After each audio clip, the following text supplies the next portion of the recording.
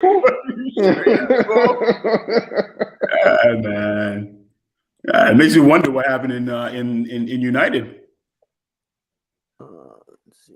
Okay, that's fine. Right, because Lukaku and Ibra were there together, no? Or Lukaku came and Ibra left? Yeah, they were, but I think it was like at the end. For some, I think it was in the summer, yeah. For they didn't have a season or half a season. Yeah, it was like the preseason tour. Yeah, it wasn't like the actual season. Because I remember he got Ibra replaced Lukaku. Basically. Sorry? I thought so. Ibra replaced Lukaku. No, Lukaku, the other way around. Lukaku replaced Ibra. At United? Because Ibra was there for one season. Lukaku. He was there the same season that Mourinho came. Ibra played under Ole, remember? Lukaku played under Ole, right? Under Mourinho, and then the beginning part of Ole. Beginning part of Ole. Yeah, then he left after that first season of Ole. Because Lukaku just went to Inter. Lukaku was only there for 1 year? He was there for 2 seasons. 2 years. Actually, was it 2? Yeah, 2 seasons. Yeah, 2 seasons. One and a half with Mo, and then half with Ole. All right. Yeah, so he came in Mourinho's second season. Yeah, Mourinho's second season. Yeah, he came in Mourinho's second season, and then Ole came in, and then from there and then he left right after that. Ayo, how you doing? Good. Hey, nice to see you again. I was having problems with my laptop. So because I was trying to figure out, because it said there that you had to connect your mic and camera. So it looks like laptop is working now. Okay, that's good. My laptop. Yeah, hopefully you didn't have to rush from work. Sorry? I said, let me pop into my laptop. Let me see if it takes me. Okay. Then I'll pop out of here. Okay. Okay, sounds good. All right, guys. Okay. Hi, everyone. Welcome back to another episode. We've just been catching up, having some fun here. I'm having some conversations. So there we go. Okay. So how's everyone doing, man? I really appreciate you guys for coming on. This is another episode. Obviously, we took some time out because of international break, which was well deserved. Honestly, the games just keep coming thick and fast, so it's nice to take a step back, look at what's happening in the world of football, and there's been a lot of talking points in this past week. So yeah, I just wanted to introduce you guys to Ayo. He's part of the FootieFantasy channel on YouTube. So those of you that are listening, please go and subscribe to that channel as well. So Ayo, this is my brother Kels, and our basically second brother Jeff as well. So yeah, it looks like it's going to be an exciting. Oh, sorry, go ahead. Nice to meet you, Shoa. So it looks like Kels is that Real Madrid? Yeah. Where are you at? That was going to be my question. Arsenal? Oh, okay. No, man. Arsenal Madrid. Look behind me. Look behind me. You can see the bag. I see it. United. Yes. I see it. Well, this is about to be a fire conversation. In England, I'm an Arsenal fan. Okay. Yeah, they're okay. Yeah, they definitely they're one of the Arsenal fans that kind of gave up and decided to jump ship. Oh. I'm just kidding. There are a lot of them about, we know the Chelsea fans, most of them are former Arsenal fans. We all know that, Yeah. Don't even get me started on the Chelsea fans. Don't even get me started on those. They're not real. They're not real fans. They're New City fans. They're not New City. They're not real fans. Yep. Empty hard. Is that what they say? Empty hard. Plastic fans. Yeah. But yeah, empty heart. Nobody cares about them. Oh my goodness. But that's crazy, guys. But I hope everyone's doing well. Yeah, just obviously before we kick up the show, there's been a huge the fan cam world, I would say, lost one of its very own, Claude Caligari. I think that's how you say it, from AFTV. So he was one of the pioneers of this industry that we've come to know, and now we're able to partake from it. So he was a legend in the game. I honestly did not know him like that, and I didn't really watch too much of his content, but I think everyone is in solid, coming together to pay their respects. And it looks like Arsenal too the players might be doing a moment of silence for him on the weekend. So thought I should, put that there as well. Thoughts and prayers. Did you guys know him at all? Yeah, he was a frequent flyer on AFTV. Oh, yeah. And he's one, I would say he's one of the funniest, really. He was fully on the Wenger out banner, which I respect. Yeah. But he was a funny guy. He was great, and I was equally shocked when I heard about it. But yeah, may his soul rest in perfect peace, as you said. Yeah. Anybody else want to add something to that? Yeah, I didn't. I just the first time hearing about it, but I just echoing what you guys are saying. Yeah.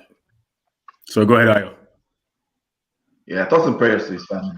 Yeah, thoughts and prayers to his family. I remember him for sure. Like, I watched a lot of AFTV, like from the inception. Like, he was one of the few early guys on there, from the Wenger out to, he was a funny guy, and he was real, to be honest. He was actually a very underrated, knowledgeable football fan.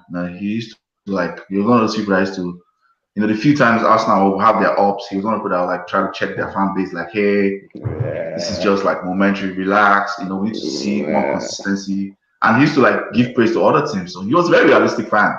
I liked him. But I think, thoughts and prayers to his family. That's all we can say at this point. There's no point trying to find out why or whatever. Thoughts and prayers to his family. Well, yeah, no, definitely not. That's private, right? And sometimes it's good for the family to have that to themselves. So that's good. Obviously, Ayo, you were on the show with Flawless, so we've kind of touched base on this. But since Jeff and Kells, we haven't had a show since then. Obviously, the big talking point of this week as well, just kind of going into this, is racism in football. I feel like it's something that needs to be addressed. It's been happening quite a lot now. I'm not sure if it's just because of social media, in the sense that social media has kind of replaced that platform. People are not in stadiums anymore. People are not at bars. So people are now have the license to say whatever they can because there's no repercussions for it, or there's no one there to knock them out if you are at a bar. So, obviously that's been huge. You guys being Arsenal fans, the biggest incident happened 2 weeks ago during the Europa League when Slavia Prague, one of the players actually was racially abusive to one of the Arsenal players. So that was definitely huge. And we had kind of talked about what should be UEFA's point of action to that, because everyone like Wilfred Zaha said, he doesn't want to be taking the knee during games. And now Thierry Henry has said that he's going off all social media platforms till the bigger organizations actually, take a bigger stand to this. So what do you guys think? I'll go with Jeff first, just because we already kind of talked about this. So what do you think should be done? Obviously, especially in the case of Arsenal, whereby that was from a player and not from the fan base. What do you think UEFA should do better to ensure that we can curb racism? Obviously, it can never leave society, but we can have a safe space whereby we should not be dealing with racism in football in general. So I think, I don't know if aren't we playing Slavia Prague in the next leg? Wasn't the racial abuse happen before? Oh yeah, so we're trying to get them bound now. It was right. Yeah. So and the fan base actually did do something at the end with that massive banner saying, I'm not going to repeat it here, but no, I don't want to give them any sort of virtual clout, if you call it that. It was just, to be honest, it's like you said it. And I'll be quick. You said it. There's an expectation that racism will end. let alone in our lifetime. It goes both ways in all the multiple ways of different races. But a level of respect for what sports has always had that I've loved is having a respect for the opposition, be it whether you're on the bench, you're on the stand in the stands, you're on the bench, or you're out there on the field or the court. And for me, I think what Henri said is I echo that. There hasn't been any move. I mean, but it's crazy though, right? FIFA has the World Cup qualifiers. And I'm not going to talk about the race about that stuff right now, because I just want to point out something that's crazy. They don't have goal line technology. That's crazy. Don't forget VAR. They don't have goal line technology. And they're like, oh, because the stadiums that are there, they don't have the money to do. Do you know how much money you have, FIFA? UEFA. Do you know how much money you have? You can't subsidize for that to happen. And it's this reluctance to help out the countries who are who don't have that economic base to be able to pump that message through. Even talk about George Floyd in the U.S. They have way more economic support when it comes to racial issues in the leagues. Forget the government. We're talking about the leagues, the NBA. Yeah. Tennis. Come on, man. Like for me, it's getting to a point where FIFA got called out for its fraudulent activities, which you've all known for decades. And now you have an opportunity after extending Blatter and for the other guy's suspension from FIFA. You have the audacity to just put up, Black Lives Matter for a little bit, and then you threaten that you're going to fine players for making a stand about Qatar. Just because it's coming out now. There are so many layers to this, and I agree. All I'll say is I agree with Henri. I echo that. They need to step up. It's high time that it happens. That it needs to happen, because you're not gonna stamp it out from the social media people. I mean, look what happened with Donald Trump and social media. There's no chance you're gonna be able to stomp out that kind of level of free speech. But you can do it in your leagues, and you can do it in the stands. You can do it in the confines of what you control as a business. Yeah. You control the stadiums, you control the marketing, you control everything there, and yet and still, we're going to give a moment of silence for this. Oh, we're going to take a knee for this, and at what point does it end? Yeah. So that's my stance. And for you, Kels? I'd echo a lot of what Jeff said. I think they just got to make it financial. So I don't think the financial penalties really match the. I don't think the risks match the cause currently.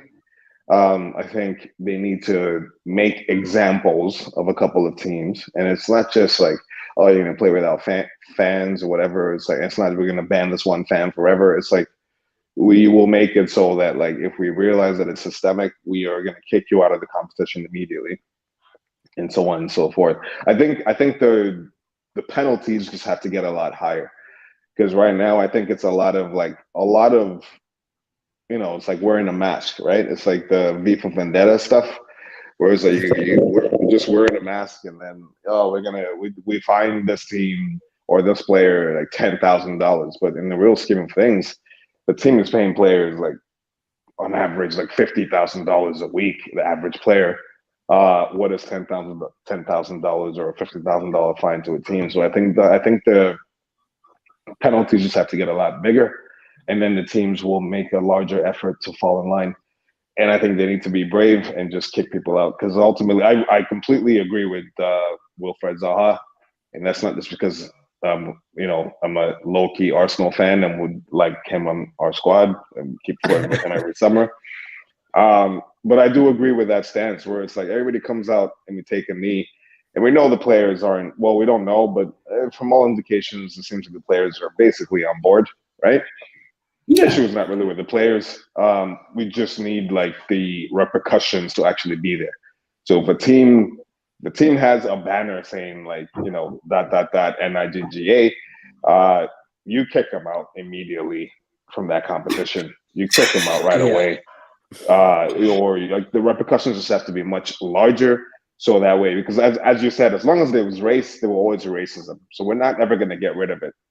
What we cannot have, though, is a system where you have like people throwing bananas at people on the field or and so on and so forth. Like Italy is crazy. Spain is not great either. Although Spain, they tend to only come up when it comes to international soccer and not local soccer. But I do think that, I do think the penalties just have to be a lot larger. They need to mirror the NBA. And this is one thing where the NBA has done really well in, where it's like at the first hint of anything racial at a systemic level, they take the most aggressive reaction to it. And as a result, like it's slowly getting less and less every year. And it's not just for blacks, it's like whether it's for Jews, even if it is for white people, whatever direction it's going, just have an equal no tolerance policy where you actually hit the team in their pockets. Because until you do that, it doesn't matter how many knees get taken. It doesn't matter how many minutes, how many seconds of silence get taken. It doesn't matter how many fists get raised. It's just not going to matter until like somebody is not making money as a result of the reactions of racism. Yeah, that's it. Yeah, that's true. Ayo, do you have anything to add to that?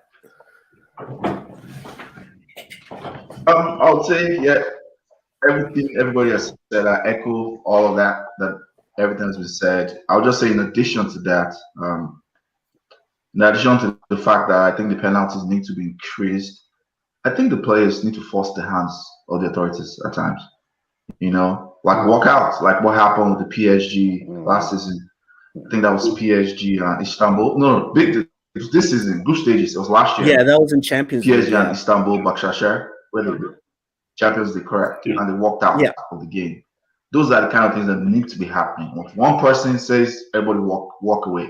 You know, like the Rangers game should have been abandoned immediately, even if it's 10 seconds to go. Everybody walks out because like that, when that happens, do I look at it? Going back to what I said on the Sarcasm City podcast, I feel like it's a domino effect. That happens, it hits the brand of FIFA. The brand of FIFA gets hit, it becomes public. It becomes public, it affects, once it affects the brand, it affects the bottom line. Once it affects the bottom line, which is like money, adverts, you know, because sponsors are like, oh, Nike, all the big, we don't want to be part of this. You know, where like big races and people are walking out and it becomes a blowout, ESPN, it becomes big stories all over the world. The money that goes to FIFA, UEFA, the authorities starts reducing. People start pulling out. Then they take it seriously. That's the only way this works. That's the only way. Like whole team walking out of games, because once their hands are forced, they're like, oh, okay, this is really serious. I think that's the only way. That's the only way. I agree with everything that I said. We don't need to get to that point, but I think at some point things like that need to happen. The players need to all come together. It happens to one person, it happens to all of us. Everybody walk out. Coaches, this game is over. We're not playing this game again. Once something is done, we can reschedule for another time, but we're walking out. Everybody's going. That's what should be happening. Yeah.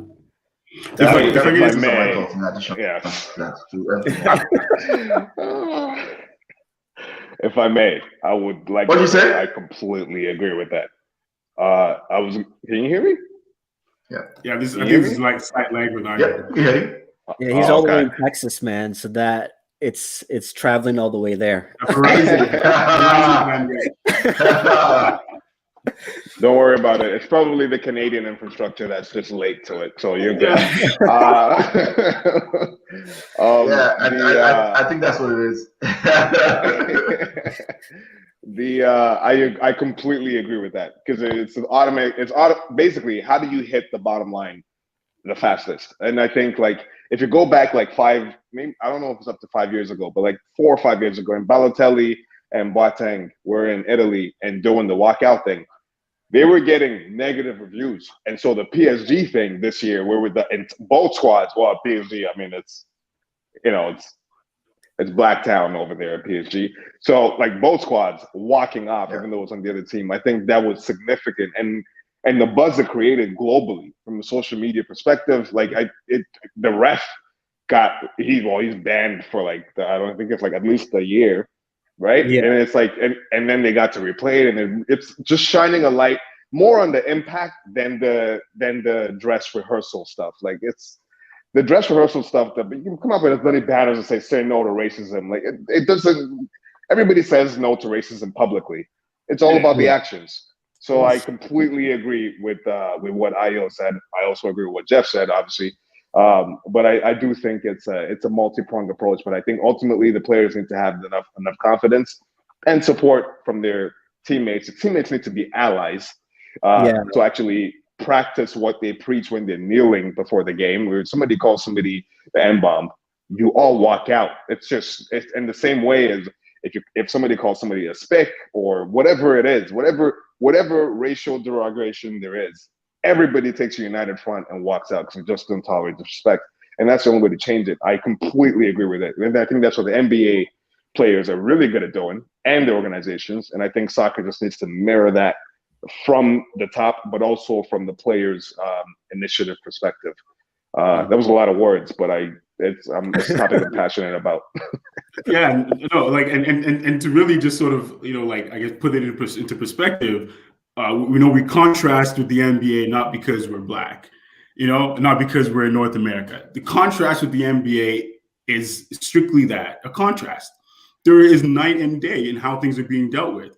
And I think you nailed it, a part of what I said, which was missing that, which is the players' impact.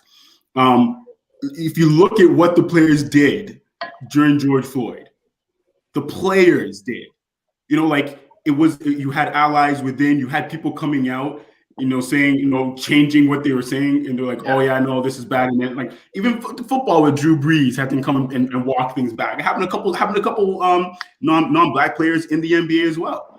But you had the players who were refusing to come back if you didn't deal with this, and how you come back with it, right? Like, I mean, there's a Players Football Association. What are they doing? The PFA for NBA. Oh my goodness, man! The power that those guys wield is unprecedented. Maybe they should do a UEFA PFA. Maybe they should maybe try that. Maybe try a FIFA PFA. Maybe that's where you can get the players to really feel the weight that they really do have on their shoulders.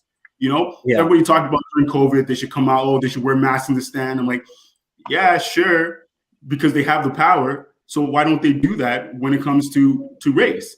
And just one last point about race in basketball and the contrast is that the coaches in the NBA came out and spoke. They had their own tops that they were going to wear. Mo ain't saying nothing. I ain't saying Conte ain't saying anything. Zizou, Ole, we can go through them all. Well, I don't hear any of them saying anything. And that's the Italian coaches are legitimately out there like, well, I didn't hear anybody call anybody NIGGA during the game. Like they had a banner. It's like a deal. It's you know what I'm saying? It's like it's not. It's and the fact that they allowed a banner to go in, that's another thing. It's like, really? We've all been to games. How do you sneak a banner in? How do you sneak a banner in? Hey man, they snuck a pig into our Classico. A pig's head into our Classico. I mean, it's the security, right? And they're probably just as racist as the people who are coming in, right? One last point on. Go ahead. Sorry. One last point about the NBA thing is that you said it. Either ban them or sell your team. You know what I'm saying? Like, if you're not going to be a part of this, like they did with Sterling, sell your team or else get on board because we don't want you here. And that's the reality I think that needs to come in, because there's a lot of billionaires trying to get into a soccer team and revitalize them and change them into the new best thing. Sell your team or get on board. They need to do more. 100% agree. Players, coaches, the organization, they need to target the bottom line. And if you don't target the bottom line of UEFA and FIFA, they need to target the bottom line of the teams themselves. That's where the problem is, because they all buy into it. Look at this new UCL format. All these big name teams are buying into it. It's the same thing. It's money. Get in, get them where it hurts. Yeah, no, definitely. Wow, you guys have definitely like kind of summarized everything, and like you said, it is what it is, and kind of echoing everything. I think the players need to be more involved, like you said, and I think people need to be become more responsible, whether it's fans, whether it's fans walking out, players walking out, and then that forces fans to start, watching out for people like that, understand, because who really wants to pay that ticket, plan your whole weekend to go see a game, and then the game is cut short because some lunatic has to say something stupid. So I think that would. How when you're on the street and then you see like a guy, touch a girl, whether it's intentionally or physically, like hits a girl, how like every guy around rushes that one guy and just beats the guy up. That's what needs to happen with racism. Whereby it's in the stands is because I think it was in the States. I think it was in Texas not too long ago. What was it? The Asian lady that got got beat up, by the black guy. And apparently the security guard just watched and did nothing. Apparently, there was a security guard that was like, I think it was in a store next door, and just like nearby and did nothing. And it's stuff like that actually pisses me off way more than the person who is being racist or who's in the act of racism. It's the person just standing there doing nothing. That's the part that really hurts me the most. Martin Luther King said our biggest fear, our biggest problem in the fight against racism aren't the racists, are the people who are just sitting by as it happens up north.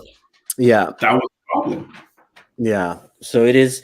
But like we said, hopefully players can come together, fans can come together, and I'm happy to see that the likes of Thierry Henry and bigger names start speaking up and boycotting the big platforms, like let's say someone like Cristiano Ronaldo that has, 100 million followers on social media. Players like that also have the responsibility. Yeah. Mbappe is doing it. Holland is doing it. The next generation is doing it. So I think you had something to say, but your Verizon connection. Go ahead. That's my rising connection.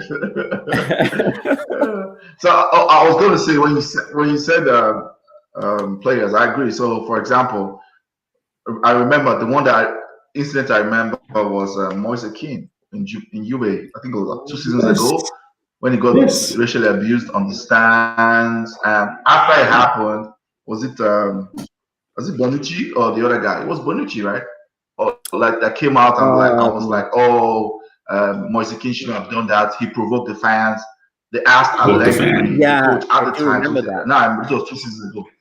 Allegri, they asked him in press conference. Allegri was like, Moise Kean, pretty much saying it was Moise Kean's fault. I'm like, what? Italy is trash. I'm shortly after that's when they transferred him out. Trash. Yeah. So Cristiano was there. Cristiano didn't say anything. All of them just like acted like that never happened. So I was like, this is the same Juventus, right? Juve, that Cristiano Ronaldo had that rape case, and they moved their whole preseason. They moved their whole preseason from the United States to a different continent to avoid him getting arrested. Even though they're like, there's clear documentation. There's clear documentation from like a Spiegel report that has Cristiano Ronaldo admitting to his lawyer that he raped. Allegedly, I'll say allegedly since the public allegedly. He paid her off millions. But they moved their whole preseason. He paid her off millions. Yeah, I know. That's an admission of guilt. Correct. So the point I'm trying to make is Juve moved their whole preseason for that, but they didn't want to address innocent kid, 18, I think. Moise Kean was 18 or 19 at the time, being racially abused. They're trying to flip it and say he was one that. Yeah, they made it seem like he was the one who provoked the fans. That's when that's when I lost hope for Italy as a country. That's crazy, right? Because now Inter has the opportunity, having Lukaku as the center of this whole back and forth with international racism banter with Ibrahimovic and the world for some dumb reason. Inter has the opportunity now to not only overtake Juventus in the league in football, but overtake Juventus globally as a brand, right? There's there's so much change happening right now with racism that I agree with Kelechi. Say no to racism. That line died in April. Yeah, I'm sorry. That line, say no to racism means nothing. You know, like giving the captains that band. You know, like the other day when Cristiano Ronaldo didn't get the ball, didn't cross the line, and it wasn't VAR, he took off his band and threw it on the ground. Apparently, that band, having it on his arm, they're paying for a child for some like healthcare children who are struggling with certain debilitating diseases. And he threw it on the ground. He said, because it means nothing. Yeah. You know, like ultimately, what we're saying is that the passions that come out from the game override the base respect we have and should have for each other, and that's why you need to hit them in the pockets. That's the only way. You hit Cristiano image. That's why I do think Cristiano didn't say anything during that whole Moise King situation, because we'll hit him in his pocket. Because he didn't even post the I'm wearing a Real Madrid jersey. I mean, I turn my camera on in a second so that everybody can see that again. Real Madrid ain't Ronaldo. That's why he ain't coming back. Facts. I'm about to put my Ronaldo poster behind me, but I'm a Ronaldo fan. But I was very disappointed during the whole thing. They did not even post the black screen on June 2nd last year. He didn't even, because he is like not trying to let the stuff impact his bottom line. It's like we have to hit them at the bottom line, which is what I get back to.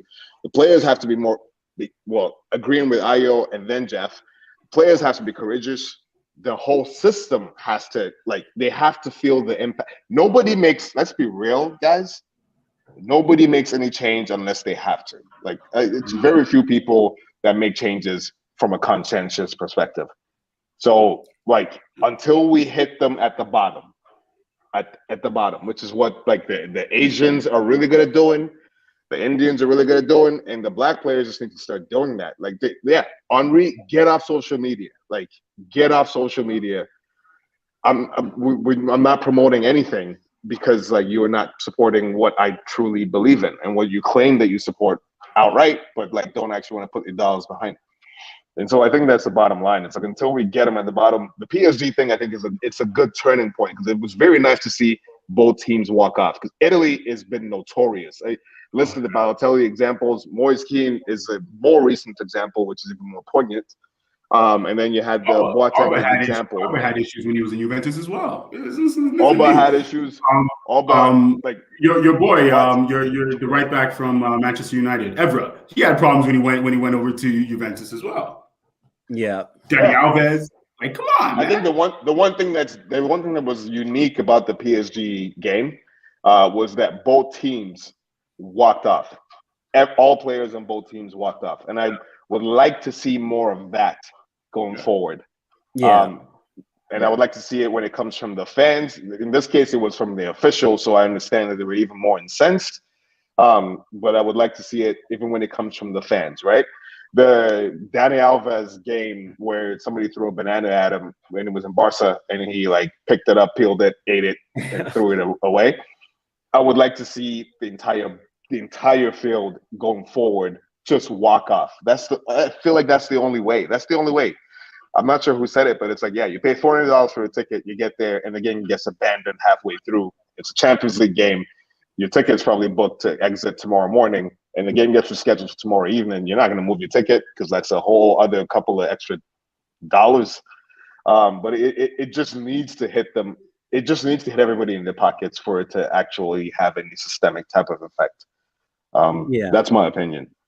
That's true. Yeah. Well, yeah, definitely. You know what? And this is something, we kind of kept along so that way we could actually have a conversation about this, because I think a lot of times people mention it on their channels and just kind of breeze past it just to say that they did it. So it was nice that we could have a full conversation on this. But yeah, so like we said, hopefully things start getting better. Hopefully the PSG game, like we said, is the catalyst for better, a stronger movement to happen with this. So yeah, guys, let's get into the football thing. We don't have much time, so we're gonna let's try to get through these points as quick as we can. So yeah, the first one, the biggest news that broke this week, Aguero City has announced that they're looking to offload Sergio Aguero at the end of the season. How are you guys thinking of? So I want to kind of reflect on Aguero's career in the EPL. I think he's one of those players that he's done amazing things. One of the best strikers to ever grace the league, but I don't think that he's been celebrated at that level by rival fans, even City fans, in that respects. So just to kind of touch, what's your thoughts on his career and his legacy in the EPL? Where do you think he's going to go? Some people are saying Barcelona, since Messi, his best friends with Messi, and then also his replacement. Obviously, there's talks of Harry Kane. There's also talks of what's his name? Haaland as well. So yeah, let's open the floor. So yeah, anyone could start. Like, what do you guys think about that? Yo, you want to take the lead on this one? It's your rival. It's your rival, Peoples. I will. I'll start with Aguero when he first came, right? Because I'm one of the Premiership fans. I watch a lot of La Liga. Back in the days when I had a lot of time on my hands, I watched a lot of La Liga. I watched a lot of Bundesliga. So when he came at the time, I knew, like, I was like, whoa, this guy coming here. I was worried when he came. And I remember his debut, I think, was against Swansea. I remember that game because I watched that game. It's like, we're in trouble, man. I remember telling my friend, like, we're in trouble, man. But at the time, if I remember clearly, we started the season well. Everything was, people were like, oh, Ayo, you're always so, like, very reactionary, blah, blah, blah. Then we played the game against them, 6-1. Why it was me that they destroyed us 6-1. And people were like, I got a lot of phone calls from my friends, like, bro, you were right. I was like, dude, I was warning everybody, like, this guy that's come, like, obviously they had a good team, right? Tuchel Tevez was there at the time, David Silva, but he was, in my opinion, he was the missing, like, piece in the puzzle. Like, City had built everything. They had gotten Yaya Toure, they had David Silva. Aguero was the final missing piece that they just put there. Because before, all they had was Dzeko. Dzeko was a good striker, let's be clear. But Dzeko did not do what Aguero was a problem, like, in the box, outside of the box, in the center circle, linking up play, on the wing. Like, when you have that, I call that's like a get out of jail card. City never had a get out of jail card striker. Aguero was their get out of jail card. If nothing is working, give the ball to Aguero. And now, so he was a problem anyways. And now, the second thing I'm going to say, it's not talking too long, is I remember that Aguero moment. I was devastated. The goal he scored against Keeper, I only won the title. And I was devastated because of one thing. The game before, I didn't care. I was like, we've lost the league. Because remember we played them 4 weeks before. They beat us 1-0.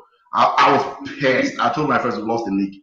At that time, I said it there. I said, dude, that they'll drop points. I said, we were 10 points ahead. And you let somebody catch you, and just the one game you played them, all we needed to do was not lose to them, and we lost to them. And you think we're going to? So I was like, nah, it's done. So I remember the final game. I wasn't watching the game. I was in the wedding. I wasn't watching. I was like, I'm not watching. People text me, I said, I'm not watching. I don't care. City is going to be Keeper. Keeper were going down. Remember? I said, Keeper. I'm not watching.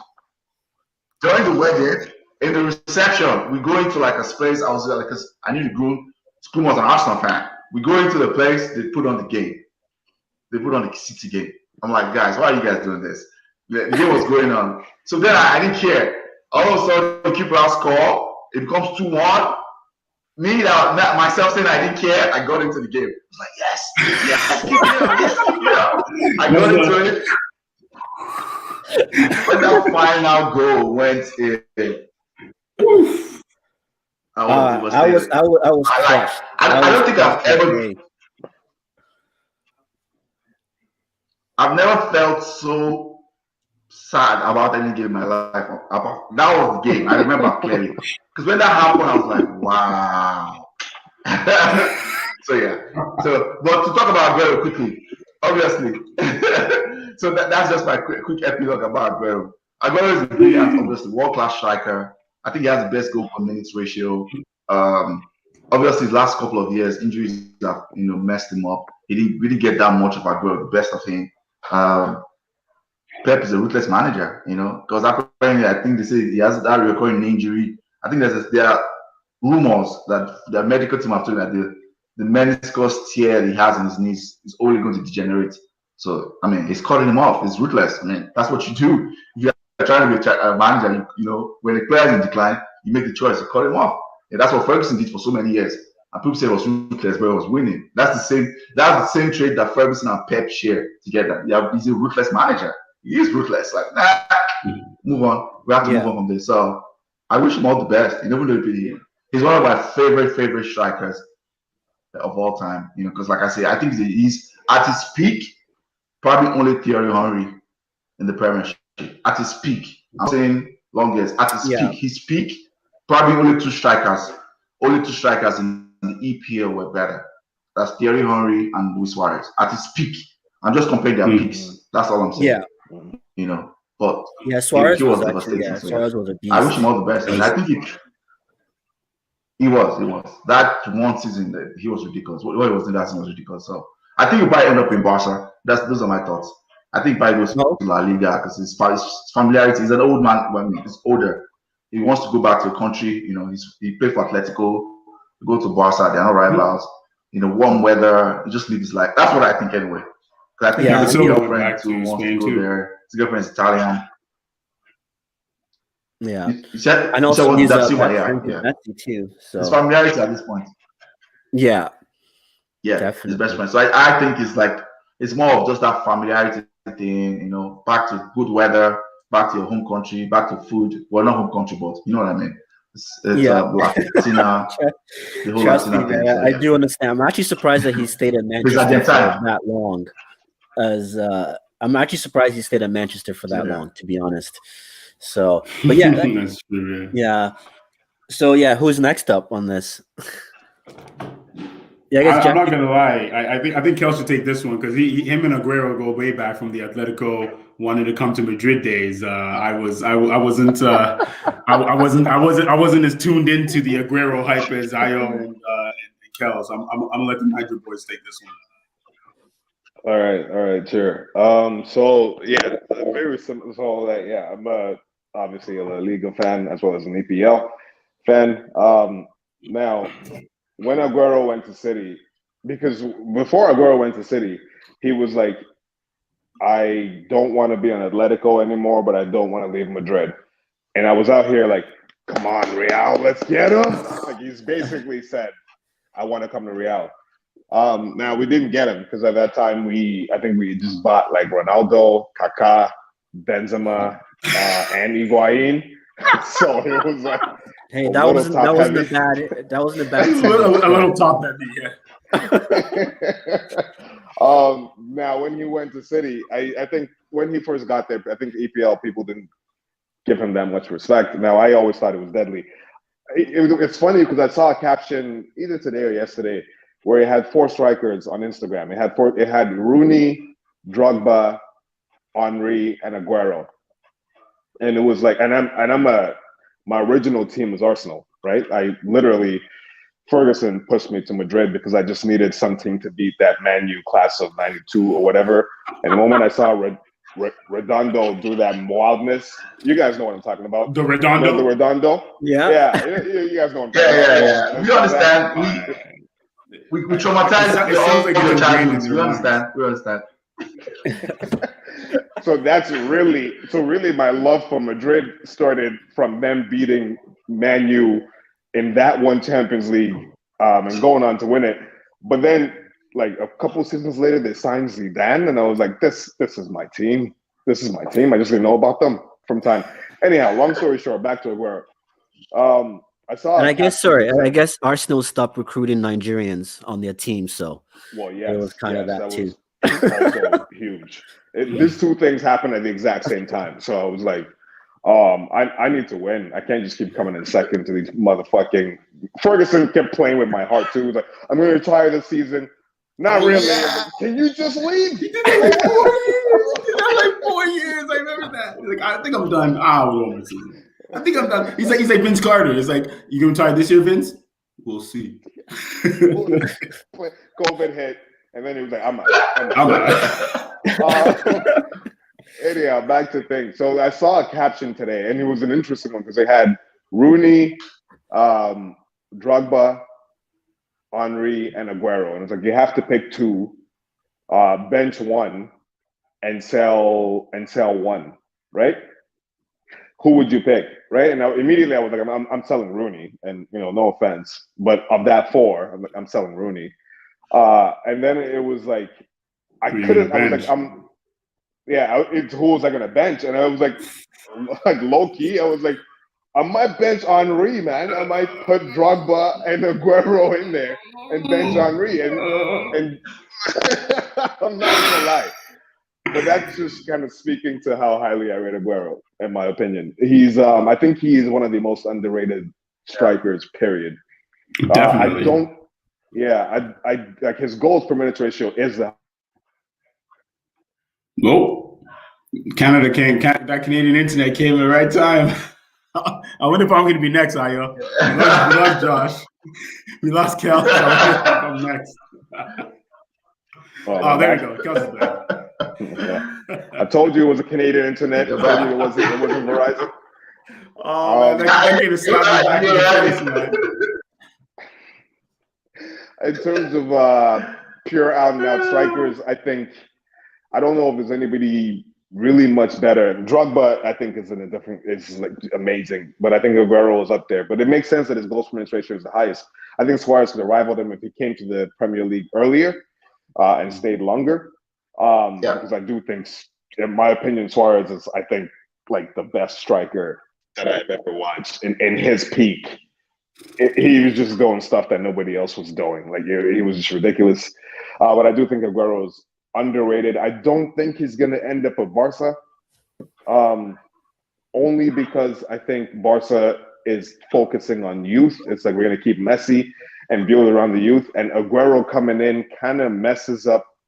He's a better Griezmann, but he's like mid to late 30s. So I don't see. It's like you're just bringing the same player and creating the same problem that they had with Luis Suarez.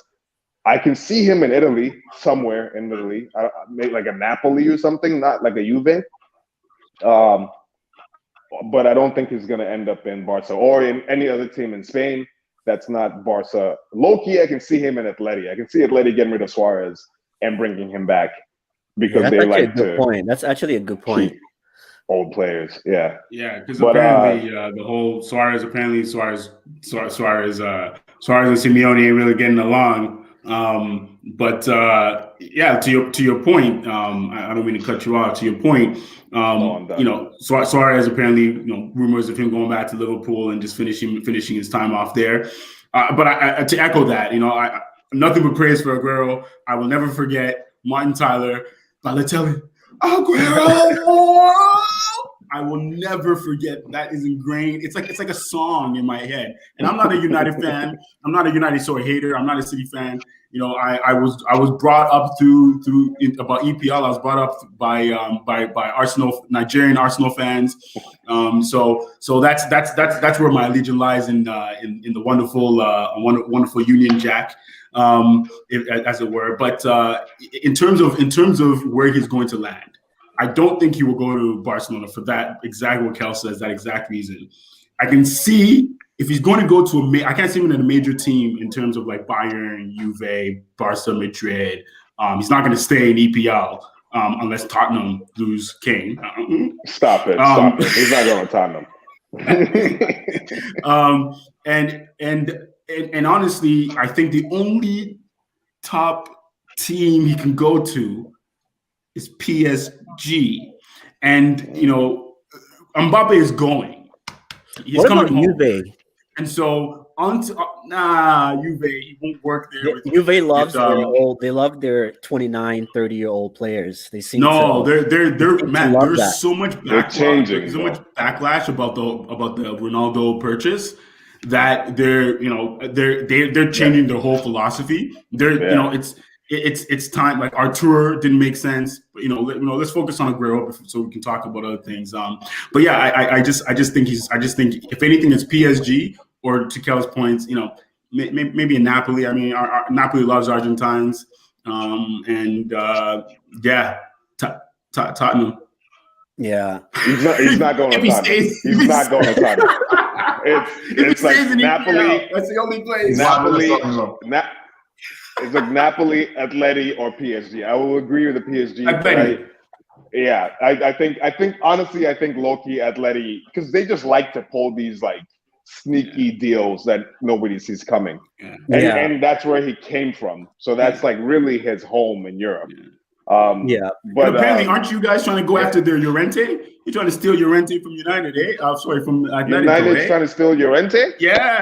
That's what I heard. Atleti says they're not going to negotiate. They say, his release clause. We're not going to negotiate. So Atleti has this hard line stand with this whole, like what happened when they lost Partey. He's not going to work in United, I know. But like, is there any player that would work at United? All they do is all they does. Yeah, Conte would work perfectly in United, but that's a different conversation. He's been saying this for like a year. So if Conte isn't in PSG, he should be in United. That's what we've been saying. Like United should have gone makes Conte no sense. last summer. Last summer they should have gone Conte. When Conte was there and said, "I don't want Conte." I don't even want to give United advice. Arsenal, Arteta, if you're watching this, Conte. Come on. Partner him with Partey. We'd love that. That's that black on black violence. You know what I'm saying? Say no to racism. Say no to racism. But yeah, man, you know what? Athletic, they've always been that team that, because their main focus, they know that they can't compete with Barca and Real Madrid on a long-term basis or a consistent basis. So they're always looking for, who's that one guy that can kind of do the job this season or at least for the next 2 seasons and then hopefully try to rebuild again. And, so I think Atleti makes a lot of sense. And yeah, Aguero, it was like a love and hate thing for me with him. I think he was kind of like, okay. And then when kind of like what I was explaining that day against QPR and, you just wanted to like throw your shoe at the TV. And just like, I was more screaming at the defenders. I was like, how could you have defended so well for 89 minutes? And then they brought in Balotelli. 2 more minutes. Sorry? They brought in Balotelli. I don't know. Balotelli doesn't get enough. He doesn't get enough credit for his assist in that goal because he basically set that stuff. Aguero had to finish. And he finishes. It's like Rashford. Like, they're not good at many things, but they fucking finish. Oh, can we swear on this podcast? They finish. Well, that's what family members watching, but Josh will edit this before we'll cut that part out. We'll cut that. Please. They're gonna be a lot of surprise family members. Anyhow, they cut out because I'm starting the whole I'll be posting 20-minute segments of our shows because I started finding the hour and a half was too long. We're not there yet, whereby people are gonna sit through an hour and a half. So, but anyways, continue. I think I'm basically just agreeing with you. I mean, from my perspective, as in putting my Arsenal hat on, it was amazing to watch that game. What was really funny was at the end of that game, because Cisse was in Crystal Palace, and they were supposed to get relegated, and then somehow somebody else lost in the last minutes or something, and so they didn't get relegated. And he was trying to celebrate with Nasri, and Nasri was just like, "Buddy, leave me alone. I'm trying to celebrate a title. I'm not celebrating not getting relegated. Let me go." But yeah, I think I have to jump off now. So I just I'll jump off now. But I just want to say as a parting thing regarding that goal, you were saying you blame the defenders, Josh. Yes, in particular, there was a Nigerian defender there that messed up Taiwo.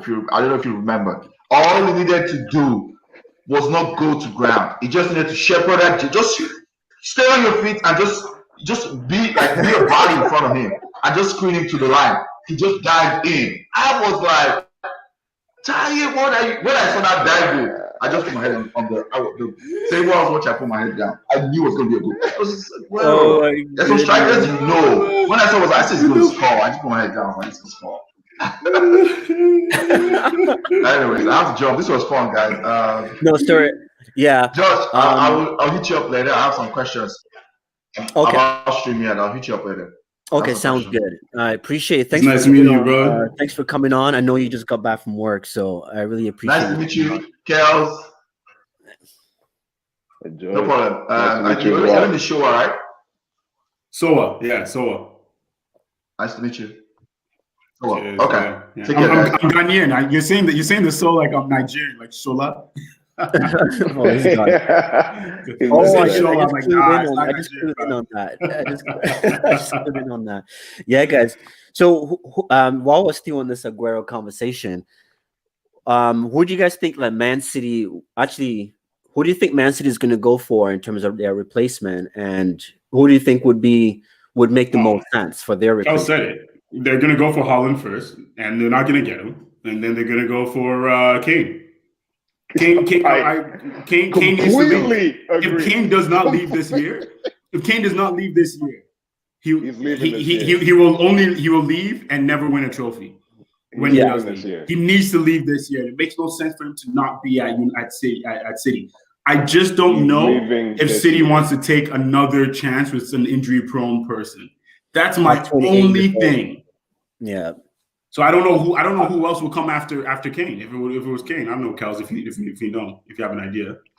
No, I don't. I'm actually shocked. Well, not shocked, but it kind of sucks that that's like the direction you went, because that's literally. I completely agree. I think they're gonna go for Haaland first. They're not gonna get him, and then they're gonna get Kane. And I think they will take the chance on Kane.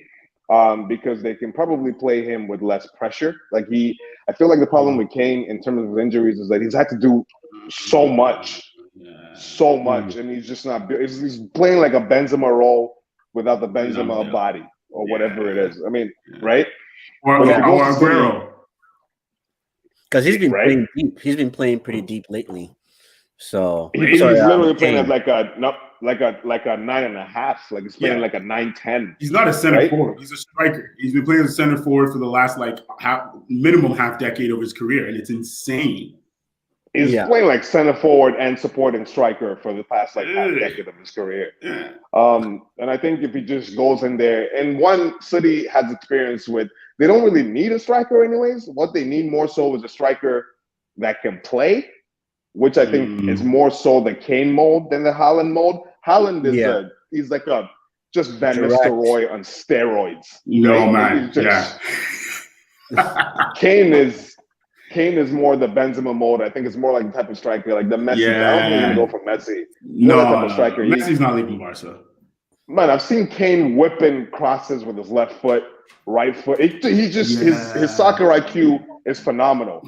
Guardiola will love fits him. more Pep's mold. Yeah, Haaland is very direct, and so I don't know that he's necessarily going to fit Pep's style. I feel like they will go for him for the headlines and just because they like to they have the money. Mm-hmm. But I don't low-key, I just don't think Haaland wants to go to City. Come on. His dad was a United. His dad played at United. I mean, his dad played at City, but the only link he has with United is Ole. And so if you go into EPL, I think it's only going to be United. I don't think his dad was a defender for City. Like he's not. That's not enough. I mean, he's 20 also. Sorry, go ahead, John. Is he even 20? I think is he 20?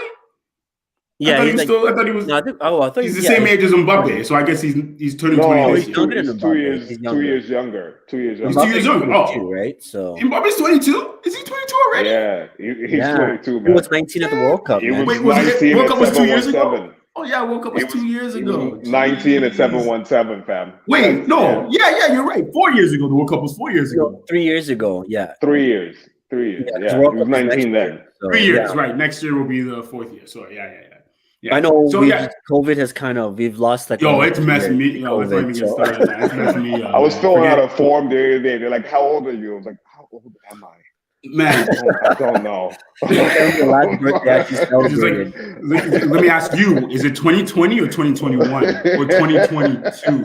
Where are we right now? But there's rumors of there's been rumors of Haaland, like Chelsea looking to go for Haaland this summer. They're not going to get him. You don't think so? No, I don't think so.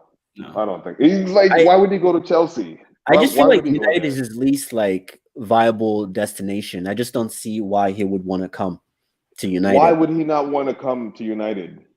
United What needs is it him more United? than What is a anybody else you United just that is named. attractive right now, apart from the money? United is Josh, I've told you this for like at least a year and a half now. United does not. If you guys had a striker, right? If you kept Pogba, in my opinion, you need to get rid of Fred and figure out somebody else to play next to Pogba. Fred's just not it. Yeah, you can get Vidal. You can get. There's a lot of people. So No. I meant Arturo that went from Barca to Juventus and is failing right now. Oh, that shoot, Pjanic. He is failing. Not him. No. Not Pjanic. Not Pjanic either. I don't know. Go for somebody who can just actually lock stuff down. And you're talking about like a Partey type defender. Yeah. That's somebody where to play you next guys to messed Pogba. up. Yeah. Somebody to play next to Pogba. That's it. But the biggest problem is that you don't, in my opinion, you do not have a striker. You just don't. But okay, not to make this like, obviously we won't touch too much on this. I hear what you're saying. I do understand what you're saying. And I think that's being fans like who are not in support of Ole is we know what the issues are. Is the problem is, first of all, is the board going to go for those players? Probably no. And then two, your board made changes, right? Yeah, but what are the changes though? Like the one Your board person was that trying was to go for actually Haaland. experienced, What do you mean? but he Your didn't board get was the trying to go job. for Haaland, man. Before he went to Dortmund, your board was trying to go for Haaland. Why do you think Haaland would not be a good fit at United? Or you just don't think Haaland would come to United? I just don't believe. I just don't believe that the system that we have and the coach that we have, like a player is gonna be successful. Like I just feel like United were like 5 years away from winning a trophy, just with the way things are going. Sorry, go ahead. Sorry, I just feel the way things are going. But that's what I'm saying. Like if Ole can show me that he's gonna pick the right players for the right games, then yeah, Haaland will be. Obviously, I would want Haaland to come. But to me, anybody who's watching United right now, you can't tell me that you think that there is a game plan for us to win trophies. It doesn't. I just don't see it. I just don't see it. You're preaching to the choir, man. We ask ourselves this question every single match. I was gonna somehow say it works out.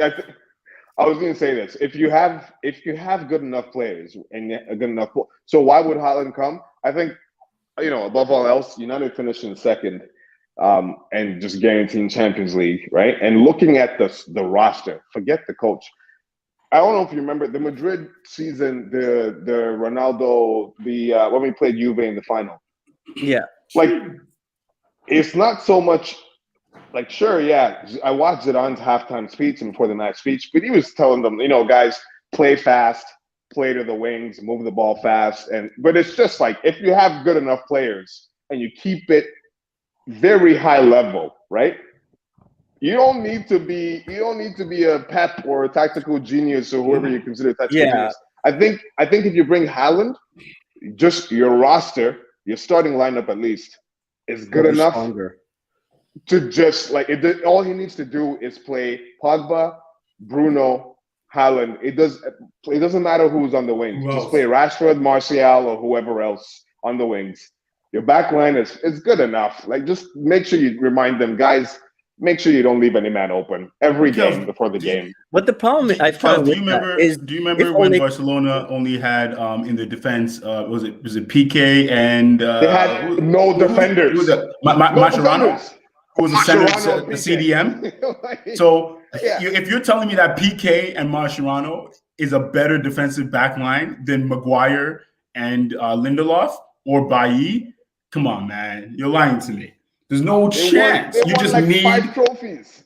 You just need someone to help Pogba in the midfield, so that Bruno doesn't have to do what he's doing. It's not big.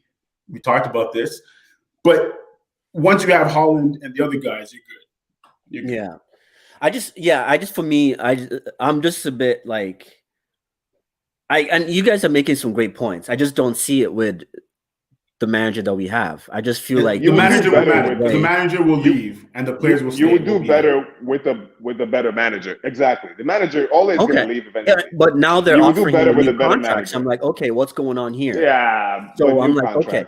Contracts don't mean anything. A new contract because he's second in the league. He's no way. You're not going to fire him when he's second in the league. You're just not.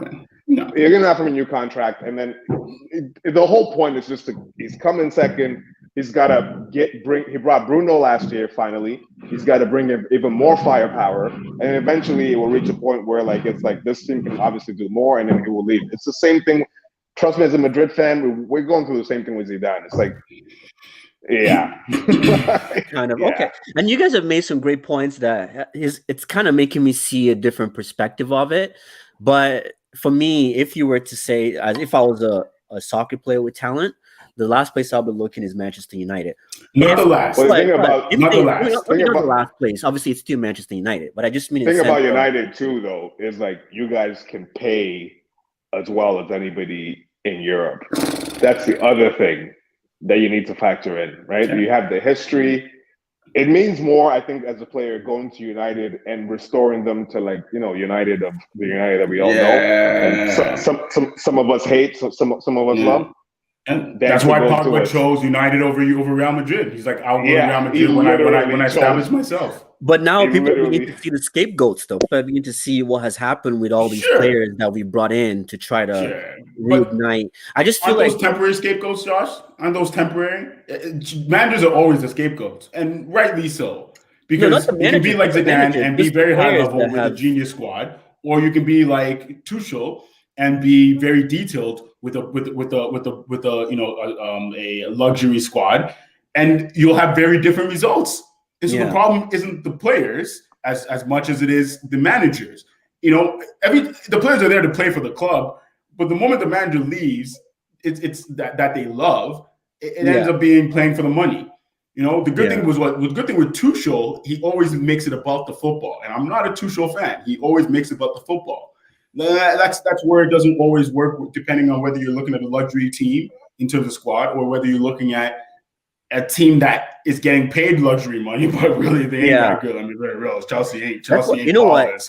I'm kind of like, okay, let's, it is what it is this season. We're second in the league, but I just feel like this second in the league is just like, it gets to the point that it's like, we're second in the league though, but it's like it's masking so much, and it's not all on Ole. It's not all on Ole. The board, first of all, putting Ole on a permanent deal was like, that was first of all the mistake.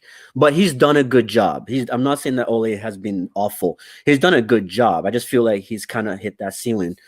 But if someone was to tell me that, okay, United has a plan, and if we can get these players in, and hopefully the board is able to actually fire. And that's the thing I'm also worried about is the board. I feel like they want somebody who is going to be like an Ole, who is going to be all about, oh, I love this club. And, he's going to say everything that needs to be said in order to keep his job and in order to continue to promote the good name of United.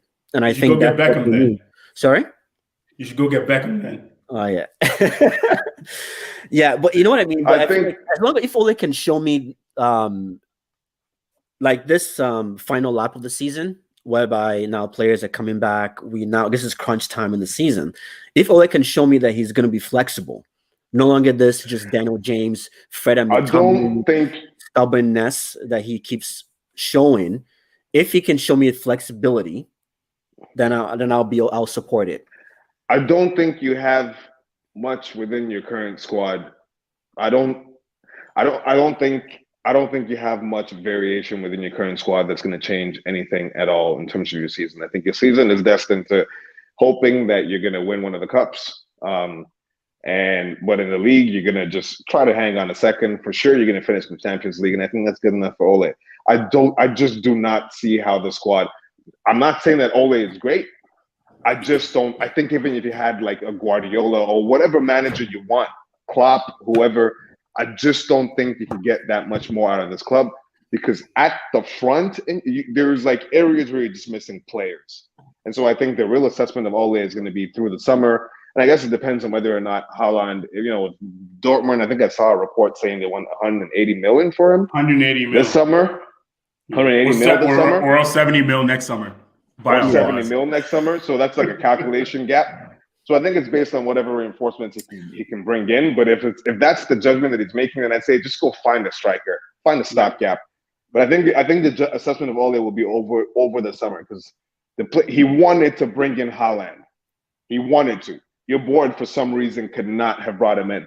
If he had brought in Haaland, it would not even matter about his coaching abilities. Like Haaland, he's just dragging Dortmund over every hurdle that there is single-handedly. So I think I don't think Ole is a stellar coach. I don't think he's a stellar coach. I agree with you. His decisions are weird. I still don't understand why. And it has something to do with the league position, and that's why I keep repeating about. Let's put if you're not coming first, as long as you finish top 4, to me is all the same. Whether you finish second, third, or fourth, you make Champions League. So in that respect, I'm not really focused about what position we are. If we're not winning the league, then top 4 is just the same. Whether you're second, you're not winning the league. You're not winning the league with any manager with that squad. And that's what I'm saying, and I do get that. What I'm trying to say is, at least let us see what you're doing with the squad. And that's all I'm saying. I'm not looking at Manchester United based on results and league position anymore, because Ole has done that. He finished 3rd last season. That was great, and we even played better football last season. I mean, end of last season. There's reasons why, but either way. But for me, top 4 is guaranteed. Well, almost guaranteed. So for me, it's not really about the result at this point. It's more of most fans, like most of us, we just don't want to sit through the same type of decision makings. You don't think it's a squad? You don't think the squad? No. But it's not the same alienation of players. Everywhere. So okay, why are you playing the same player? Yeah, the same type of on player the ground everywhere. Why? Josh honestly believes if Guardiola, Tuchel, or Klopp were managing United, they would get more out of. I'm not saying that we're going to win it, but they wouldn't. They would probably be within. They probably be within a game of City. I think that's what Josh is trying to say. Not that good. Even if we're not within the City, what I'm trying to say is, like, think about like Ferguson's time. Let's just use Ferguson for example. Let me use Ferguson for example. There's teams across Europe that we all watch it. We all watch different leagues. I still watch other teams in Europe, and I enjoy whether they win the league or not. That's not what I'm talking about. I'm just talking about. I just want to enjoy the sport again. I want to be able to Your players are not that great, Josh. The United players. I feel like Ole is not the greatest coach in the world. I agree, but your roster, I don't think, can play much better than they are currently playing. That's the point I'm trying to raise. United just doesn't have. They have. I'm going to list like 3 players that can walk onto any lineup and start, right? Yeah, Pogba, right? For sure, can start in any lineup. In my opinion, Rashford can start. If I was a coach in any team, I would start Rashford in any lineup and just I'd have very specific instructions for him. And to a certain degree, Bruno, I think can start in the lineup, but you just need to will him in depending on the team that he's on. That's it. The rest of that squad, David De Gea, no. Stop it. Well, he's the rest done of that squad. David De Gea he's on his last leg. Great career though. Had a great career, but yeah, the rest of that squad, I think, is like they're interchangeable. Any other team, I don't know that I would start anybody else on that squad over the Arsenal starting lineup. This is my point. I was like, your roster, I don't think is as good. Like the options, like now I will give you the Van de Beek point. I don't understand. It feels like I don't know if he didn't want to buy him and somebody just forced him on him. But it's weird that he's like just refusing to play him. Yeah, it feels like a Bill situation. That's weird. Without the injuries. Yeah. And then like the repeated subs, it's like I just don't think the United team is as good. I think your squad needs a few more pieces before you can. Yeah, really and I see where you're coming from, but that's the frustration that I think some of us fans have. It's not about we know our squad could be, we know it can be upgraded. We know it can be, we know it can be all that. Yo, Josh, I don't think you can hear us. Hello? Yo, Kels, can you hear us? I can. Oh, Kels. Kels, wave if you can hear us. You can see us? Oh, yeah. I figured he I was could trying hear to take us. him out to see if maybe it was. Yeah, he's frozen there. But sorry, my point, I'm sure he's trying to fix it. But my point is, not before we move on, is I get all that. I get all that. Like, yeah, the squad is not what it is, what we think it is, and blah, blah, blah. My thing is just his stubbornness is what frustrates me, and his favoritism is what very annoying. Let's start with Eric Bailly, for example. Eric Bailly, when he's fit, shows us the quality that he has. But what does Ole do? Allow him to get fitness. Just puts him out. But I'm not saying that, you should play Bailly in every game. But you have to allow them to get fitness. A wise coach would protect him for the games that really matter, because we need somebody like that is strong. And the whole team, every fan says it. That's the one thing that every United fan has agreed on. When Bailly starts, our midfield looks a lot better. We look more composed. There's more. And I will say this, because you asked a question. You said you asked a very question, which I think answers. I have the answer for you. Is that how do you, how as a fan do you get to the point where you don't get frustrated anymore, and you can't. You can't. You're a fan. It's in there. Like I watch games and I'm like, why is this person playing? Like I watch Inter, for example, or Juventus, or PSG, Bayern. Yeah. EPL, so many EPL games, and I'm just like, why are you not playing this person or doing this? And I just don't care. I don't get frustrated because it's not my team, right? But now it's my team, right? So that's why, and I have to watch that week in, week out, and it's just like there's no explanation. And then you go into the midfield. Okay, we're seeing here that we need to retain the ball. We need to have possession. We have one of the best ball retainers in European football, in Van de Beek. Like when he was in Ajax in the Champions League. Yeah, you guys might laugh at that, but he's way better than a McTominay and a Fred. Let's just face it, right? No one said that he should be starting every game. Oh, sorry. No one is saying that he should be starting every game, but you got to figure out a way to utilize the guy, right? And then you go up front.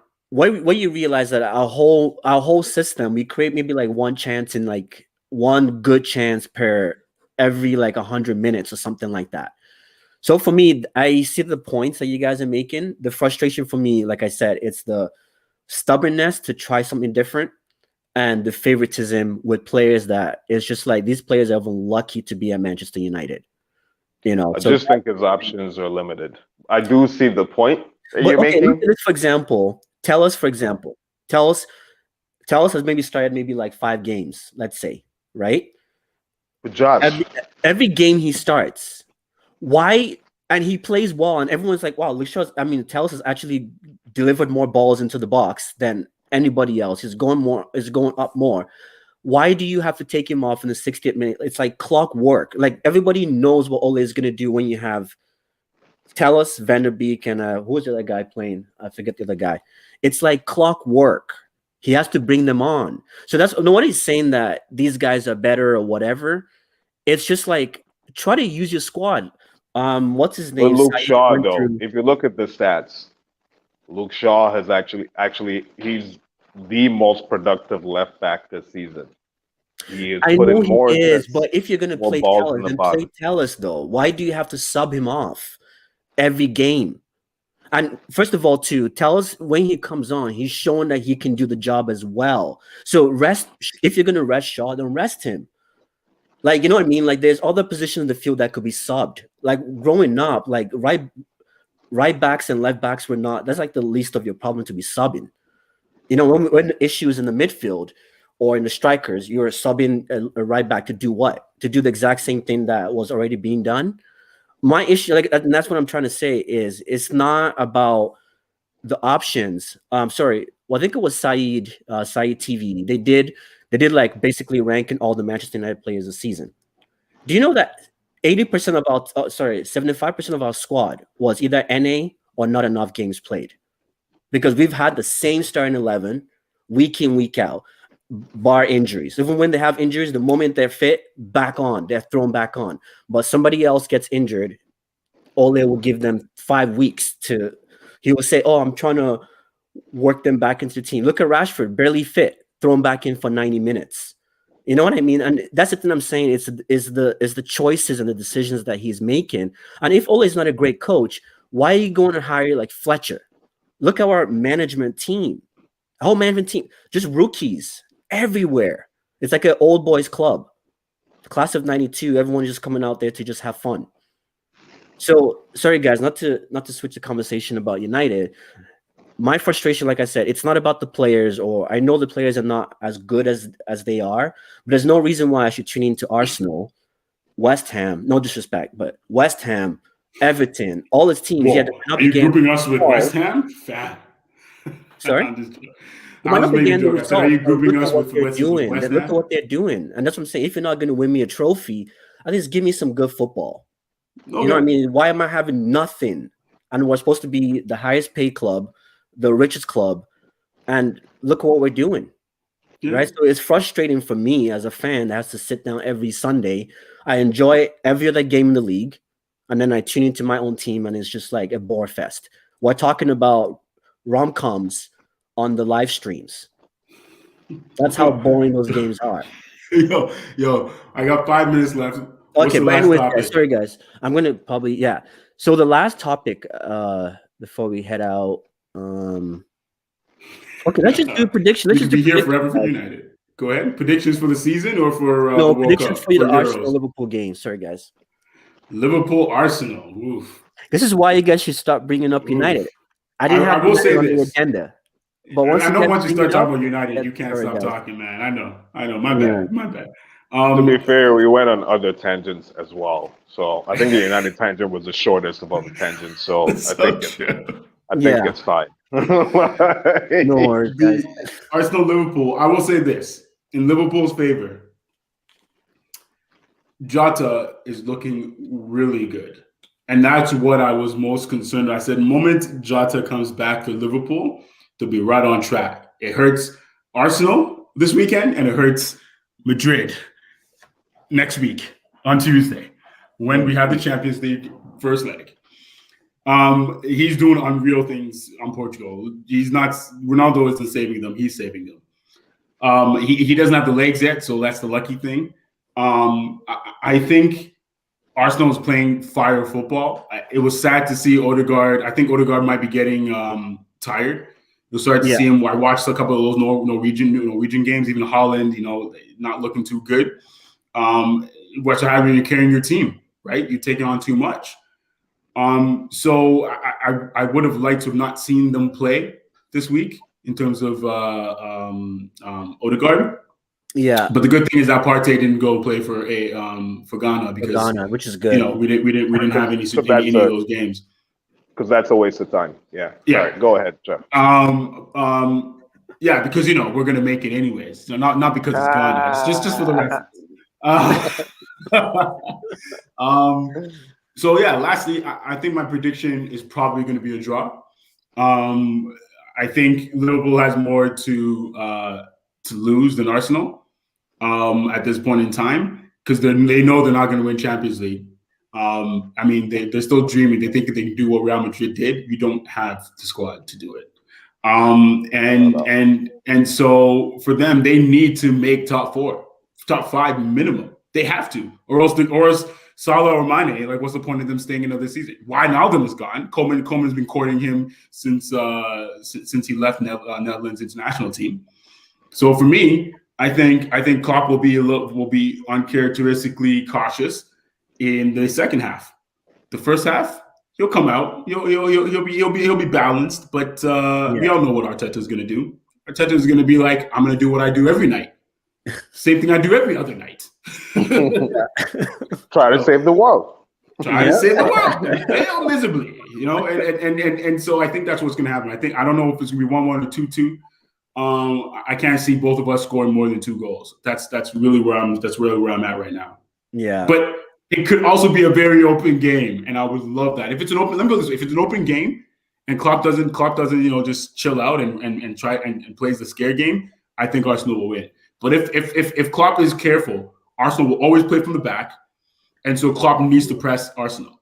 And if he doesn't press Arsenal, then it means it's going to be a draw. If he presses Arsenal, it's probably going to be a back and forth endless fire fest, which would probably end 2-1 for the Gunners.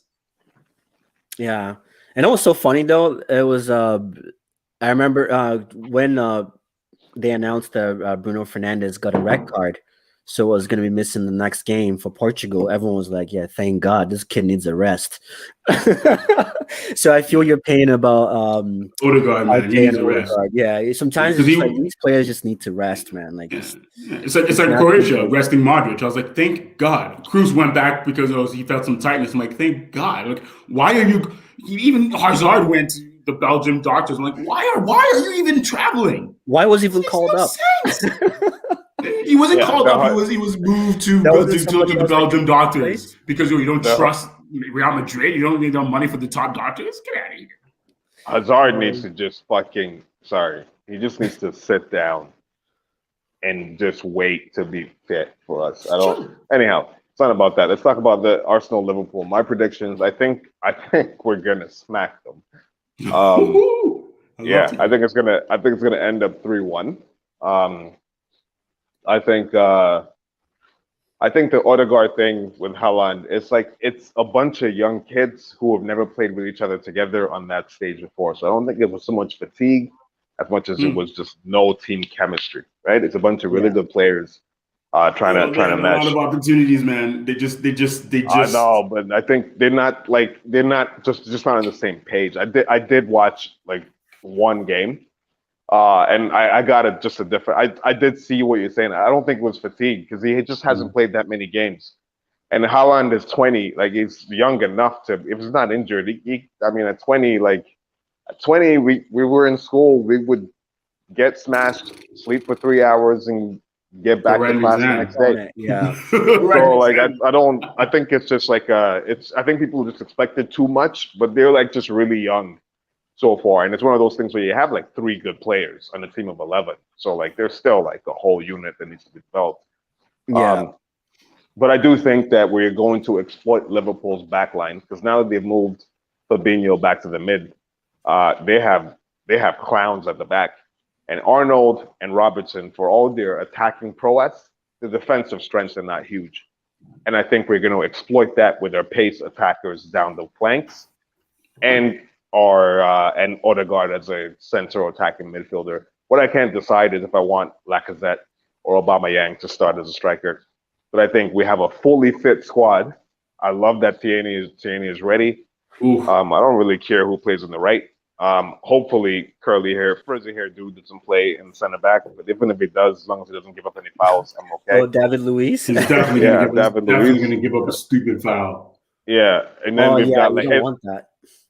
I think with a fully fit squad that we've been playing, and with the addition of Odegaard, I think that was the missing piece. We just needed a number 10 because that's all we're missing the entire season. Yeah, with consistent energy. Because Özil was a good solid. No, like not Özil. Like Özil's been he's been gone for like I totally forgot. He's been gone for like a year, maybe 2 years. Odegaard is making Özil look basic, to be honest. It's like everything that everybody was going crazy about Özil with. I'm like, buddy, like half your passes are lateral. Anyhow, I feel like since we got that missing piece, as long as we have a fully fit starting lineup, honestly, I trust our squad against anybody against City, apart from City, in the EPL. In the EPL, and especially against this Liverpool with no backline, I feel like we should have this in the bag. So my bet is 3-1. That's my bet. 3-1 for Arsenal. Ooh, nice. You know what? I'm going to echo what you guys have been saying because I listen to a lot of United fans talking garbage about, look at Arsenal. Look at 10th. But it's like people are forgetting that Arsenal's season literally just started in the January transfer window when Odegaard came and Arteta realized that, you know what, maybe I should stop trusting in these retired footballers that are just here to receive a paycheck. And he went for the younger guys. And we had that New Year's podcast, right? Mm-hmm. And that was literally when things started changing. And honestly, I think Arsenal, West Ham I watched just because of Jesse Lingard. He just makes me happy to see that story. I love to see the story of people who, and it's not because I'm saying Lingard is like should be a United player or whatever. I just like stories of people who struggle and then they come back and prove, prove their worth. Like Pogba has done that. Like Dale, those types of stories. Yeah, you know what I mean? Because to me, it kind of shows that sometimes it's not necessarily just down to the player. It's down to so many different things, So, so seeing that, like I think it's Arsenal, West Ham, those are the two teams that I really watch on the weekends, apart from Manchester United, just because I enjoy their style of play. And I've really seen what Arteta is doing with Arsenal. And I think that next season, if Arsenal board can spend money, that's another issue with the Arsenal board, right? Is spending money. I think if you guys can spend money now with the PFA, was it the spending? What's that called? The PP? Fair FFF, isn't it FFP? FFP, yeah, the PFF thing, there is being taken off. So now teams are now going to have more money to spend, right? So I think if Arsenal can invest in some positions this year, I think you guys will actually be challenging in the top six at least. And that's what I'm saying, not to take it back. That's my frustration is Arsenal is 10th and everyone can laugh at Arsenal right now. Oh, you're 10th, whatever. The football you guys are playing, if you guys can carry that to next season with a few better players, United, we're talking about second place. That's what I'm talking about. That's what I'm talking about. I agree with you completely in that next season, if United doesn't change something, whether it be players, coach, or just system, you're not finishing second next season. I definitely see that. So I understand where you're coming from. And I agree with you in the Arsenal perspective. I think you're bang on. Like our season really started in January. And I think it's just there's talks about selling Oba now, right? Yeah. Because he's taking up so much cap space. And he's had a stinker of a season since he signed that massive contract. And also like the nonstop like disciplinary issues where he just can't be on time. Like he can't be running colored people timing in London. As the captain too. Yeah, and then like on that paycheck. Yeah, on a £300,000 a week paycheck, you should be on time. I've seen the cars you drive. You can zoom through traffic. You can zip through. They're fast. You can drive fast cars. So I do agree with you completely. Long story short, I agree with you. You know what? In the famous words of Rance, he said, "If you can't give us a good board as Manchester United, you can't give us a good squad. You can't give us players. You can't give us a proper coach. At least give us a nice jersey like Arsenal, because the Arsenal kits are just fire." The jersey, I just ordered the Arsenal kits, bro. Right. They have been fire. That Partey kit, man. I can't wait. Oh my goodness! But anyways, guys, it's been fun, man. It's been fun. I know we kind of digressed a bit. But we'll be back for the Arsenal Liverpool. So I will update you guys. I will update you guys on that. Sorry. I said Boombaye. Arsenal, Boombaye. Yeah, that's going to be an entertaining game for sure, though. But I'll keep you guys informed because we might be on a different channel on Footy Fantasy's channel because they also have a few Arsenal fans that come on and Liverpool fans too. Yeah, it will be nice to have a different dynamic to what we've been doing. So, but anyways, guys, it's definitely been fun. And sorry for keeping you guys a lot longer than. Okay. It's all good. Yeah, got a lot of things off my chest. I don't see many people these days. I don't know if you guys are going through the same thing. We have like a we've hashtag. Definitely covered a lot of topics. We should have a hashtag Thanks COVID floating around over the screen. I'm just kidding, but this was fun. Okay, I'll see you guys. I think tomorrow or tomorrow. For the mentorship program. Okay. And see you guys too on the weekend. So, all right. You guys take care. Everyone else has been fun. And we'll see you guys on the weekend when the EPL is back. Football is back. The real football is back, not the international break. But anyways, guys, it's been fun. Take care. All right. Cheers.